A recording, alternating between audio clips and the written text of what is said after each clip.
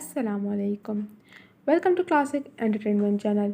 उम्मीद है आप सब खैर खैरियत से होंगे और आपका दिन भी अच्छा गुजर रहा होगा। मैं तुबा कामरान लेकर आई हूँ आपके लिए अफशां कबल का अफसाना, जिसके 2 पार्ट्स आप लोग सुन चुके हैं या फिर पढ़ चुके हैं और अब तीसरे पार्ट को सुनने या पढ़ने के शिद्दत से मुंतज़िर होंगे। तो जनाब, शुरू करने से पहले मेरी हमेशा की तरह आपसे एक ही रिक्वेस्ट है कि अगर आपने हमारे चैनल को सब्सक्राइब नहीं किया तो जल्दी से सब्सक्राइब कर दीजिए और बेल आइकन को भी प्रेस कर दीजिए, ताकि हमारे चैनल पर आने वाली तमाम वीडियोज़ आपको सबसे पहले देखने को मिले और नावल्स और दीगर कहानियाँ आपको सबसे पहले पढ़ने या सुनने को मिले। तो चलें, अब और इंतज़ार नहीं कर पाते और शुरू करते हैं पार्ट 3। वो दोनों एक माह बाद हनीमून से लौटे तो घर में उन दोनों की मंगनी की तैयारियां चल रही थीं। इन दोनों ने इस खबर पर खुशी का इजहार किया। कुछ दिन मज़ीद गुजरे तो अमल के माँ बनने की खबर ने घर भर में खुशी की लहर दौड़ा दी। हर तरफ खुशी का माहौल था, लेकिन मदीहा पर तो मातमी कैफियत छा चुकी थी। इस दौरान उसने एक दफ़ा फिर आगा मीर के करीब होना शुरू कर दिया। जहाँ उन दोनों को साथ देखती, वहीं आगा मीर से लाड करना शुरू कर देती। यहाँ आगा मीर की ये गलती हुई कि वो ये बात समझ न सका कि अब वो अकेला नहीं है। उनकी ये नज़दीकी और प्यार मोहब्बत के मुजाहरे उसकी बीवी को नागवार गुजर रहे हैं। कभी वो उसे खींचकर अपने साथ शॉपिंग पर ले जाती तो कभी पीछे लगकर दोस्त के छोड़ने की फरमाइश कर देती। ऐसे में कमल के माथे के बल गिरने वाले होते थे। वक्त पूरा हुआ तो कमल ने शहजादे जैसे बेटे को जन्म दिया। इस दिन घर में जश्न का सा समा था। यहाँ भी मदीहा बुरी तरह जलकर राख हुई थी। शीश की पहली सालगिरह के बाद उबैद की ख्वाहिश पर शादी की तारीख रख दी गई। दोनों तरफ से खूब अरमान निकाले गए। आगा मीर ने हर चीज़ में बढ़ चढ़ का हिस्सा लिया और इस दौरान वह अनजाने में कई मरतबा कमल को इग्नोर कर गया।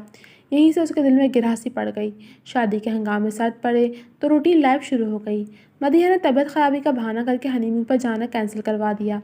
इनकी शादी को 6 माह गुजर चुके थे, लेकिन वो इस घर से जाकर भी कमल की ज़िंदगी से नहीं निकली। हर दूसरे तीसरे दिन उसकी कॉल आ जाती, जिसका दौरानिया कम से कम भी 1 घंटा होता था। कमल इन दिनों इतनी भर चुकी थी कि किसी भी वक्त प्रेशर कुकर की तरह फट सकती थी।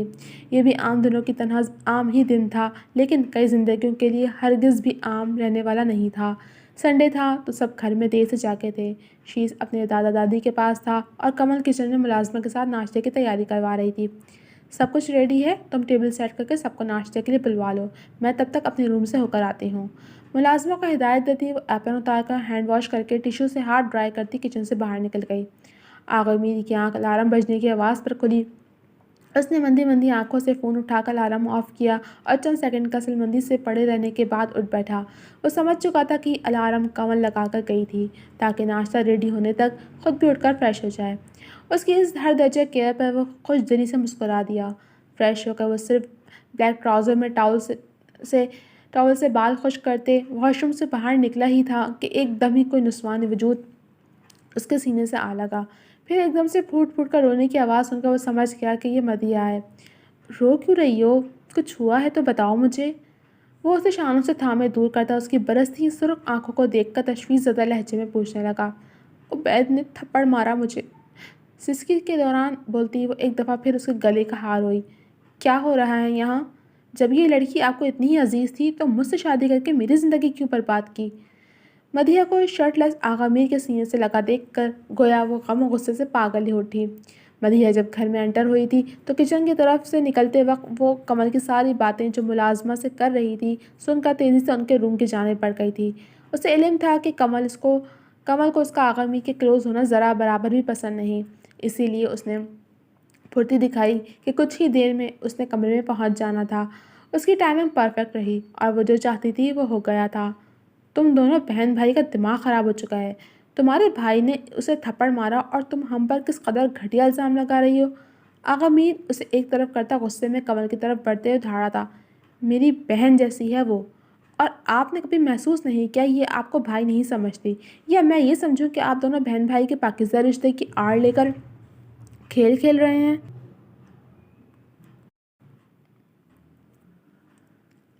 कमल के अल्फाज नहीं, 2 धारी तलवार थे जिसने उनके रिश्ते पर काली जिप लगाई थी। आगा मीर का हाथ उठा था। वो फटी फटी आंखों से अपने गाल पर हाथ रख गई, जिस पर जलन के साथ सनसनाहट भी महसूस हो रही थी।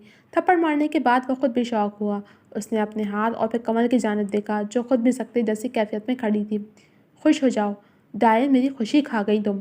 वो پھاڑ کھانے والے لہجے میں اور ڈریسنگ روم میں جا گھسی۔ تمہیں تھپڑ نہیں مارنا چاہیے تھا۔ مدیحہ نے جھٹ مصنوعی فکر مندی دکھائی۔ میں مانتا ہوں میری غلطی ہے، لیکن اس کے الفاظ ہی اتنے خراب تھے کہ میں اپنا آپ کھو بیٹھا۔ وہ بے چارگی سے گویا ہوا۔ کچھ دیر بعد وہ ڈریسنگ سے نکلی تو اس کے ہاتھ میں اس کا ٹریول بیگ تھا۔ ان کے جھگڑے کی خبر سب گھر والوں کو بھی ہو چکی تھی۔ سب ہی نے کمل کو بہت روکا لیکن وہ نہیں رکی۔ آقا میر نے ایک آخری کوشش کرتے ہوئے شیز کو زبردستی اپنے پاس روک لیا کہ شاید وہ اس طرح ٹھہر جائے، لیکن اس پر تو بس ضد اور غصہ سوار ہو چکا تھا۔ مدیحہ کے تھپڑ پڑنے کی کہانی کھلی تو پتہ چلا کہ وہ پیگننٹ تھی، لیکن اسے بچہ نہیں چاہیے تھا، جس وجہ سے اس نے عبید کو آبریشن کا کہا۔ وہ بچوں کا دلدادہ اپنی اولاد کو قتل کرنے والی بات پر بپھر گیا اور غصے میں اس پر ہاتھ اٹھا بیٹھا۔ یہاں بھی مدیحہ نے یہ کہہ کر خود کو بچا لیا کہ وہ صرف بچے سے اس کی محبت جانچنے کو مذاق کر رہی تھی۔ اس کے علاوہ بھی اس نے اپنے سسرال اور شوہر کے جھوٹے قصے بڑھا چڑھا کر بتائے تو سبھی نے اسے واپس جانے سے روک دیا۔ اب تو معاملہ اور خراب تھا۔ یہ نہ ہو کہ وہ کمل کا بدلہ بھی ان کی بچی سے لے۔ ماں کے بغیر 2-4 دن شیز نے بہت تنگ کیا، لیکن پھر آہستہ آہستہ بہل ہی گیا۔ دن پورے ہوئے اور مدیحہ نے نہ چاہتے ہوئے بھی ایک بہت ہی پیاری بچی کو جنم دیا۔ اس کا نام حمدیہ آغا میر کی خواہش پر رکھا گیا۔ وہ میدے اور گلاب سے گندھی خوبصورت شہزادی تھی۔ اس دوران کمل خلا کے پیپرز بھجوا چکی تھی۔ آقا میر نے کافی کوشش کی کہ ان کا گھر بچ جائے، لیکن ایسا نہ ہو سکا۔ حمدیہ 2 ماہ کی ہوئی تو مدیحہ نے بھی خلا کا مطالبہ کر دیا۔ عبید نے بھی شرط رکھ دی کہ پہلے اس کی بیٹی اس کے حوالے کر دے، تب وہ اسے خلا دے دے گا۔ انا اور انتقام کی جنگ میں سب سے زیادہ نقصان 2 معصوم جانوں کا ہی ہوا۔ مدیحہ نے سب کو دکھانے کے لیے انکار کر دیا۔ حمدیہ 2 سال کی ہو چکی تھی اور زیادہ تر شیز کے پاس ہی رہا کرتی تھی۔ وہ شیز کے بے انتہا عادی ہو گئی تھی۔ جہاں شیز نظروں سے دور جاتا، حمدیہ رو رو کر اپنی سنہری آنکھیں سجا لیتی تھی۔ ایسے میں شیز کے بابا آغا میر اسے سنبھالتے تھے کہ ایسے وقت میں وہ اپنی ماں سے بھی نہیں بہلتی تھی۔ مدیحہ نے اپنے ماں باپ کے ذریعے زور دلوایا کہ آغا میر اور اس کا نکاح کر دیا جائے۔ سب گھر والے راضی تھے کہ دونوں ہی کے گھر خراب ہو چکے ہیں، تو ایسے میں وہ دونوں اگر ایک ہو جائیں تو کوئی مضائقہ نہیں۔ اس کے لیے انہوں نے عبید کی شرط بھی مان لی۔ خلا کے پیپرز ملتے ہی اس نے روتی بلکتی حمدیہ کو عبید کے حوالے کر دیا۔ شیز نے حمدیہ کے جانے پر خوب ہنگامہ مچایا تھا، اپنے پورے کمرے کا حشر کر دیا تھا، کسی کے قابو میں نہیں آ رہا تھا۔ ایسے میں تنگ آ کر آغا میر نے اسے ہاسٹل میں ڈلوا دیا۔ یہاں دن بدن اس پر مدیحہ سے نکاح کے لیے زور ڈالا جانے لگا تو وہ دل برداشتہ ہو کر خاموشی سے یہ ملک ہی چھوڑ گیا۔ ویسے بھی اس نے جب سے کمل کے فادر کے انتقال کے بعد اس کی دوسری شادی کا سنا تھا، وہ ٹوٹ سا گیا تھا۔ اس کے دل میں آج بھی کمل کی محبت آباد تھی، تو پھر وہ کیسے کسی دوسرے کو وہاں آباد ہونے دیتا؟ مدیحہ تو پھر اس کی بہنوں کی جگہ تھی۔ اس کے بارے میں تو وہ مر کر بھی ایسا ویسا سوچ ہی نہیں سکتا تھا، اسی لیے اسے فرار ہونا زیادہ بہتر لگا۔ اس کے بابا کے انتقال کا اسے علم نہیں ہو سکا، لیکن اپنے پرانے جاننے والے سے ملنے پر جب اسے اپنی ماں کی بھی موت کی خبر ملی تو وہ سب کچھ چھوڑ چھاڑ کر واپس پاکستان چلا آیا۔ اتنے برس بعد لوٹنے پر اسے سب کچھ بدلا ہوا لگا۔ اس کے چچا بہت بیمار تھے اور کار حادثے میں چچی کا انتقال ہو گیا اور مدیحہ اپنی ٹانگوں سے محروم ہو کر ویل چیئر پر آ گئے۔ جس دن وہ لوٹا اسی دن شیز بھی ہاسٹل سے آ گیا تھا۔ اتنا وقت گزر گیا اور اسے علم بھی نہ ہو سکا۔ شیز 16 سال کا ایک خوبصورت نوجوان بن گیا تھا۔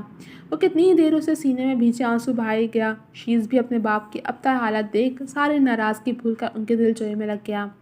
رات جب آغا میر اپنے کمرے میں آیا تو مدیحہ بھی اس کے پیچھے چلی آئی اور ہاتھ جوڑ کر روتے ہوئے اپنا ہر جرم قبول کیا۔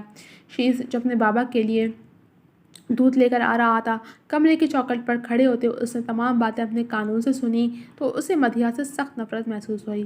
اس کے ماں باپ کی زندگی میں زہر گھول وہ کیسے معصوم بن سکتے تھے؟ اس عورت کی وجہ سے وہ اپنے ماں باپ کی محبت کو ترسا تھا۔ اس کا بس نہ چلا کہ وہ اپنے اندر لگی آنکھ سے اس عورت کے وجود کو خاکسار کر دے۔ آغا میر، بے شک مجھے 10 جوتے مار لو، لیکن پلیز مجھے میری بیٹی واپس لا دو۔ عبید اپنی دوسری بیوی اور بچوں میں مگن ہے۔ میری بیٹی وہاں اکیلی سوتیلی ماں کے رحم و کرم پر ہے۔ تمہیں اللہ کا واسطہ میرے ہاتھ پر رحم کھاؤ، مجھے میری حمدیہ واپس لا دو۔ وہ روتے ہوئے اس کے پیروں میں جھک گئی۔ شیز کو اپنا ضبط ٹوٹتا ہوا محسوس ہوا تو وہ لمبے لمبے ڈگ بھرتا وہاں سے یوں نکلا جیسے طوفان نکلتا ہے ہر شے کو برباد کرنے کے لیے۔ بس کر دو مدیحہ، کاش میں تمہاری طرح سنگ دل ہوتا تو تمہیں دھتکار دیتا۔ سزا دینا چاہتا ہوں لیکن اللہ کی دی سزا زیادہ کڑی ہے۔ تم ساری عمر اپنی ضمیر کی عدالت میں روتی گڑگڑاتی رہو گی۔ وہ شدید غصے کی حالت میں بھی بے رحمی کا مظاہرہ نہیں کر سکا۔ تم جا سکتی ہو، حمدیہ بہت جلد تمہارے پاس ہوگی، اور کوشش کرنا کہ ہمارا سامنا کم کم ہو۔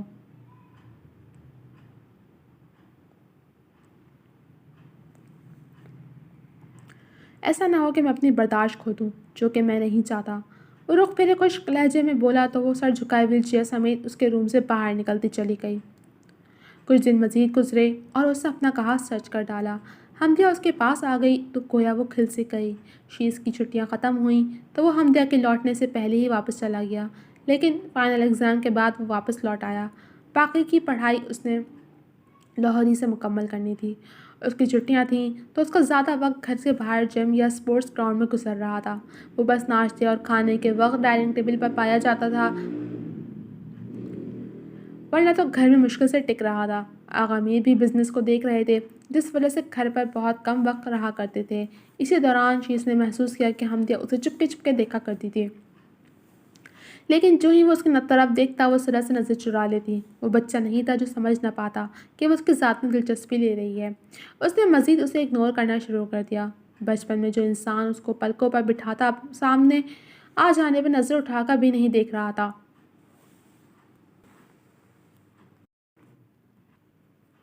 وہ سارا دن اسے ہی سوچتی رہتی تھی، کالج ہو یا گھر۔ شیز آغا میر کے طلسم نے اسے بری طرح جکڑ لیا تھا۔ وہ بے بس ہو چکی تھی۔ اس کی محبت اب تو گھر والوں نے بھی محسوس کرنا شروع کر دی تھی۔ شیز بظاہر انجان بنا ہر بات سے باخبر تھا۔ اس کی پڑھائی مکمل ہوئی تو چچا جان نے حمدیہ کے لیے شیز کا رشتہ مانگ لیا۔ آغا میر کو تو وہ موم کی گڑیا پہلے ہی بہت عزیز تھی، اور اس نے شیز کی رضامندی لے کر ان کا نکاح طے کر دیا۔ جمعے کے بابرکت دن وہ دونوں نکاح کے پاک رشتے میں بندھ گئے۔ مدیحہ اس نکاح کے مخالف تھی، لیکن بیٹی کی خوشی دیکھ کر خاموش ہو گئی۔ نکاح کے بعد وہ مدیحہ سے دعا لینے اٹھ کر خود آیا تھا، ورنہ تو وہ بات کرنا تو دور اسے دیکھتا تک نہیں تھا۔ بیٹی کی بربادی بہت مبارک ہو۔ جس طرح تم نے میری اور میرے ماں باپ کی زندگی بڑے پیار سے برباد کی تھی نا، میں بھی اتنے ہی پیار سے تمہاری جان سے پیاری بیٹی کی زندگی برباد کر دوں گا۔ اس کے سرد لہجے کی صفاقیت پر وہ بری طرح لرزی تھی۔ اس کا شک ٹھیک نکلا۔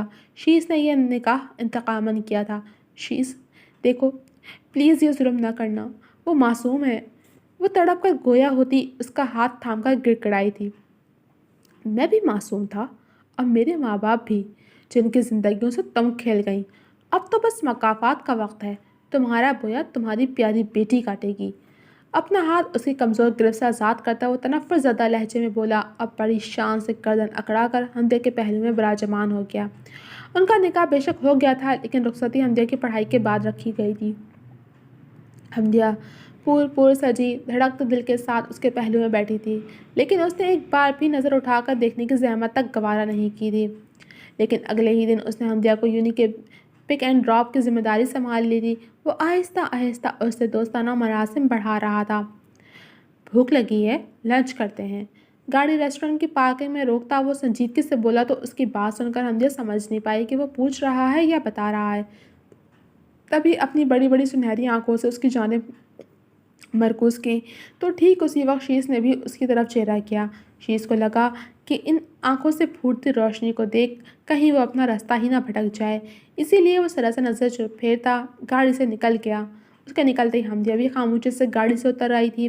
وہ اس لیے ایک کونے کی میز منتخب کرتا وہاں حمدیہ کے ساتھ بیٹھ چکا تھا۔ آج میں تمہیں اپنی پسند کا لنچ کرواتا ہوں، دوستانہ لہجے میں کہتا وہ مینیو کارڈ دیکھنے لگا۔ ہلکی پھلکی باتوں کے دوران لنچ آ چکا تھا۔ شیز کا کیئرنگ انداز اسے مزید اس کا گرویدہ بنا رہا تھا۔ وہ ٹک ٹکی باندھے خواب کو حقیقت ہوتا دیکھ رہی تھی۔ شیز اس کی پلیٹ میں کچھ نہ کچھ کھانے کو ڈال رہا تھا، اور ساتھ ہی ساتھ اپنی پسند ناپسند مشاغل وغیرہ اس کے ساتھ شیئر کرتا اسے گویا ہواؤں میں اڑا رہا تھا۔ پر وہ جانتی نہیں تھی کہ اوپر سے جب نیچے گرتے ہیں تو چوٹ شدید آتی ہے، اور اسے اوپر لے جا کر نیچے گرانے والا کوئی اور نہیں، اس کی دعاؤں کا ثمر اس کا محبوب شوہر تھا۔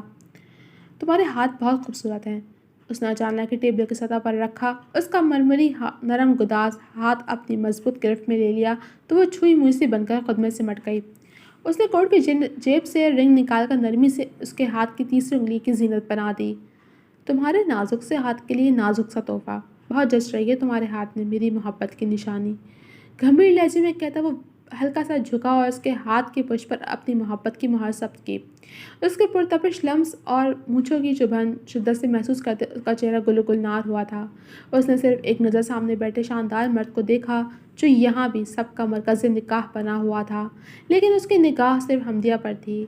उसके दिल ने शिद्दत से दुआ की थी कि शीश की मोहब्बत उसके लिए कभी कम ना हो, लेकिन शायद अभी दुआ की कबूलत का वक्त नहीं आया था। वो उसके साथ एक अच्छा वक्त गुजार कर जिस वक्त घर में दाखिल हुई, उसका चेहरा गुलाब की तरह खिला हुआ था। शीश उसे बाहरी से ही छोड़कर चला गया था। सामने ही लॉन्ज में अपनी माँ को देख वो ठटक कर रुकी थी। इतनी देर कहाँ रही तुम? उनके सवाल में हजार अंदेशे पनपा थे। यूनिस से वापसी पर शीश लंच पर ले गए थे और देखें उन्होंने कितना प्यारा गिफ्ट दिया है मुझे। उसके खनकते लहजे पर वो कितने ही पल उसका चेहरा देखती रह गई, फिर एक नज़र उस हाथ पर डाली जो जो वो उसके नज़रों के सामने किए उनके कुछ बोलने की मुंतज़िर थी। हमदिया, मेरी बच्ची, मेरी एक बात मानोगी? उसने हमदिया का हाथ थामा तो वो परेशान होती उनके करीब घुटनों के बल बैठ गई। जब तक रुखसती नहीं हो जाती तुम शीश से फासले पर रहो। वो सब जान चुका है। मैंने जो भी उसकी माँ के साथ किया अब वो बदला ले रहा है। ये निकाह भी इसी बदले की कड़ी है। वो तुम्हें चोट पहुँचाकर मुझे तकलीफ में मुब्तला होकर तड़पते देखना चाहता है। प्लीज़ मेरी इतनी सी बात मान लो कि अगर वो तुम्हें कहीं भी अकेले लेकर जाए तो उसके साथ कहीं नहीं जाना। समझ रही हो ना मेरी बात?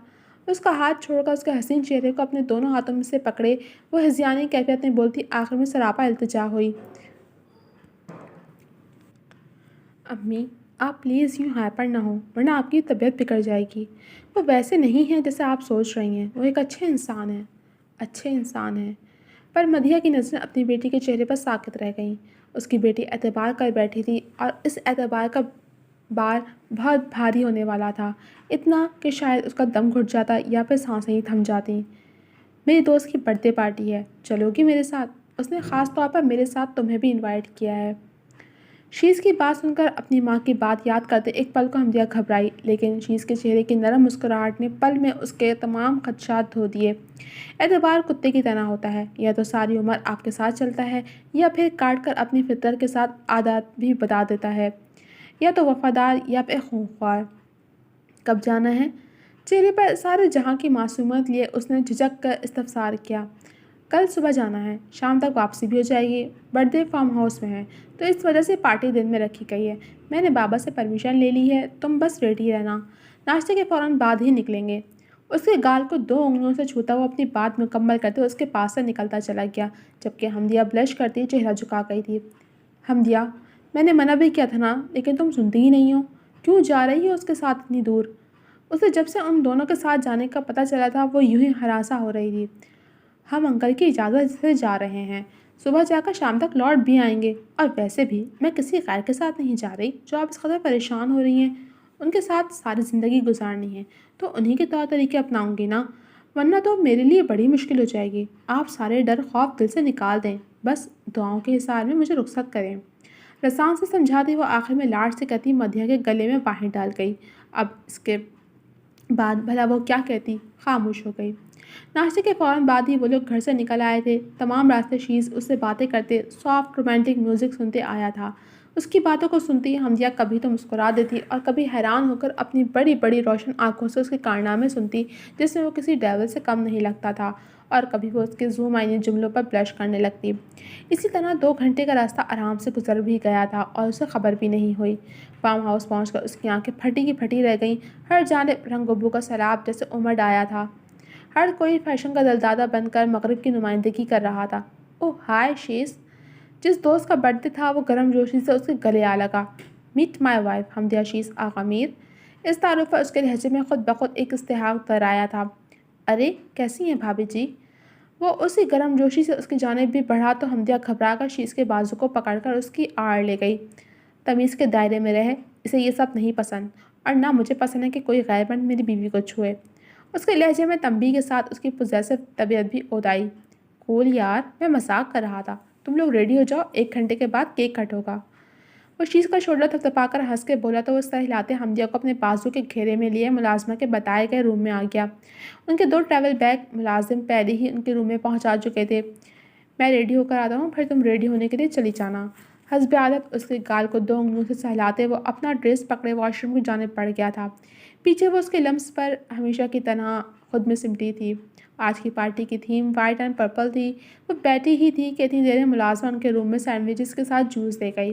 घर से निकलते वक्त तो बस उसने चाय ही ली थी, इसीलिए वो जूस पीने के साथ सैंडविचेस से भी इंसाफ करने लगी।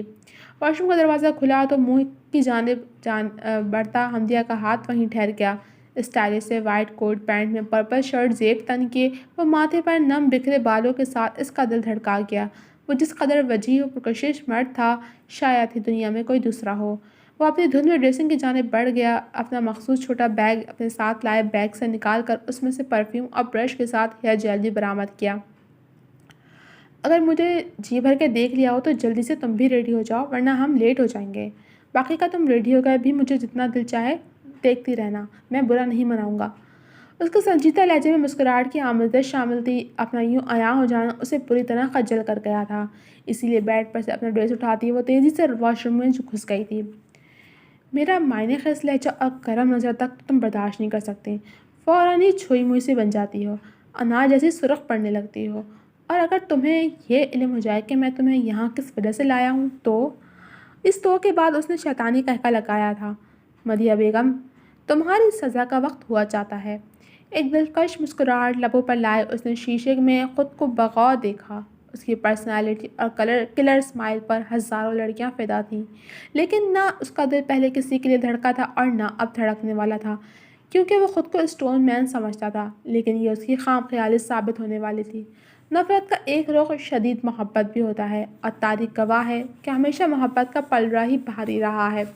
नफ़रत हमेशा ही मोहब्बत से हार कर चारों खाने चित हुई है। इस बार भी यही होने वाला था। वो ड्रेस चेंज करके बाहर निकली तो रूम खाली था। वो शुक्र अदा करती जल्दी जल्दी तैयार होने लगी। वाइट कलर की पैरों को छूती नाजुक से काम वाली फ्रॉक में लाइट से मेकअप के बाद वो बिल्कुल ही बदली हुई दिखाई देने लगी। कुछ ज़्यादा ही ओवर हो गया है शायद। वो खुद के हुस्न से ही घबरा गई थी। गुलाबी लबों पर गुलाबी ग्लोस अजब बाहर दिखा रहा था। सुनहरी आंखें काजल मस्कारे से लाइनर के साथ मिलकर किसी को भी कत्ल कर सकती थीं। नाक की नोज पिन ने गोया क़यामत ही बर्पा की थी। बाकी कसर चॉकलेटी ब्राउन बालों ने पूरी कर दी, जो आधे खुले उसके पुष्प पर बिखरे उसके हुस्न को मज़ीद निखार रहे थे।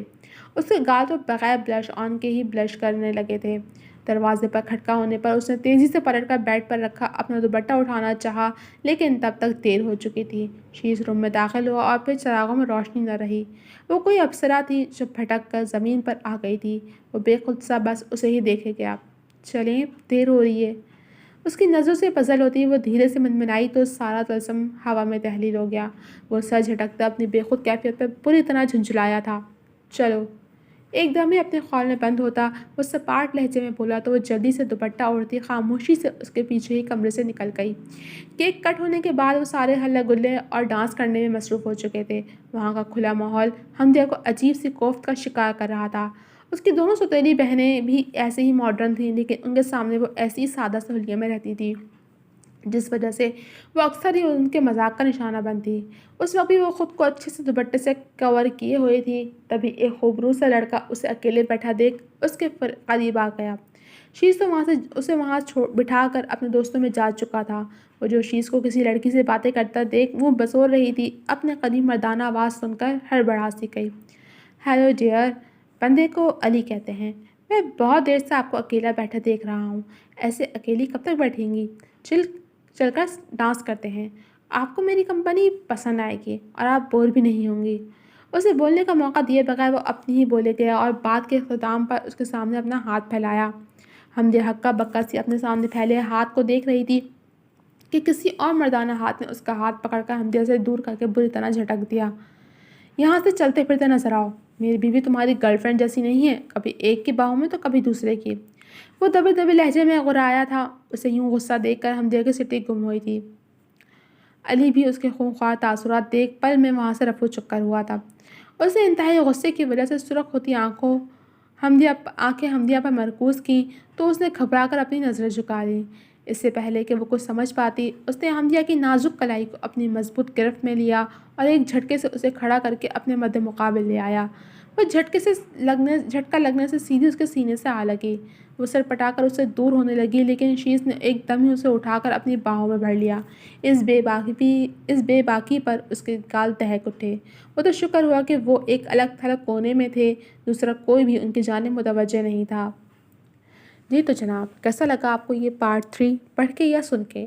کمنٹ سیکشن میں اپنی رائے کا اظہار ضرور کیجیے گا۔ جلد ملوں گی آپ سے اگلے پارٹ کے ساتھ، اگلے اور آخری پارٹ کے ساتھ۔ تو تب تک کے لیے اللہ حافظ۔